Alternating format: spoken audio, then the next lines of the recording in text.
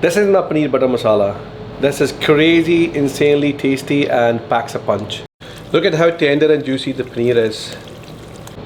This is a bliss for paneer lovers. Let's get it done. In a grinder jar, add roughly chopped tomatoes, 1 medium hot green chili, a few soaked cashew nuts, coriander leaves, and a few cloves of garlic. Now grind these ingredients into a fine puree, like this. Now in a white cooking pan, add cooking oil and some butter.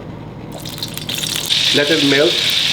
Now add bay leaves and caraway seeds or shahi jeera. Let it crackle for about 10 to 15 seconds and then add chopped up onion.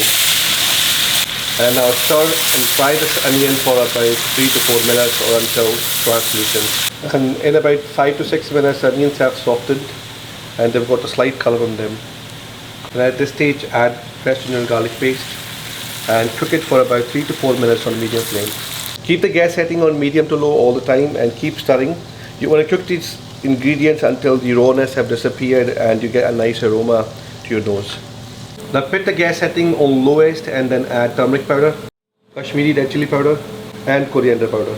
Quickly add a splash of water and then give it a stir and fry these spices for about 30 to 40 seconds. And now add plain yogurt. Give it a stir and keep the flame setting on lowest all the times. Now you want to make sure that you keep stirring your sauce because yogurt will split in no time if you don't. So make sure your flame is on lowest setting all the time and keep stirring until the yogurt is cooked. It'll take about 4 to 5 minutes or maybe slightly longer depending on water content in yogurt. Now in about 5 minutes, if you look at it, the moisture has evaporated and the masala has come to a grainy stage. And now add your tomato paste. Top it up with the salt. Now stir it well and cook the sauce until the fat comes on the surface once again.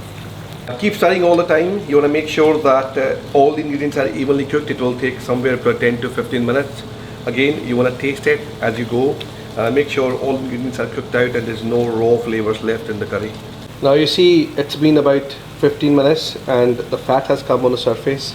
At this stage I'm going to add warm water just to set the consistency of the sauce. Now give it a stir and bring the sauce to a rolling boil. Now this will take about 5 to 6 minutes and you will have fat coming on the surface on the sauce, and while that's happening I'm going to prepare my paneer.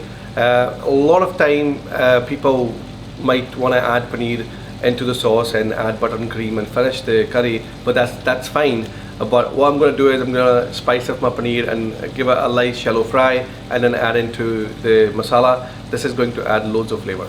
Cut your paneer into desired size or cubes. Into this add a pinch of red chili powder, turmeric powder, coriander powder and kasuri methi leaves. Add a pinch of salt and vegetable oil. Now marinate this paneer with spices. Now to your non-stick pan add some oil and let it heat up. Now let's shallow fry it until it gets a slight color on the outside. Put your paneer to the pan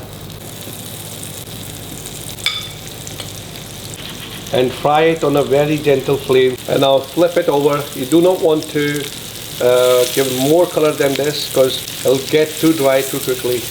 And in about a minute or a half you have nicely colored paneer on both sides. And now this crispy paneer is a snack on its own anyway. Just squeeze half a lime on it, some chaat masala, raw onion, green chutney and you will be in heaven. And now add this paneer to your butter masala sauce. Now give it a stir and coat paneer with the sauce. And now add butter and cream to your sauce. Stir the sauce, and you do not want to cook the cream for too long or even the butter. You want to have a flavor of raw butter in your paneer butter masala.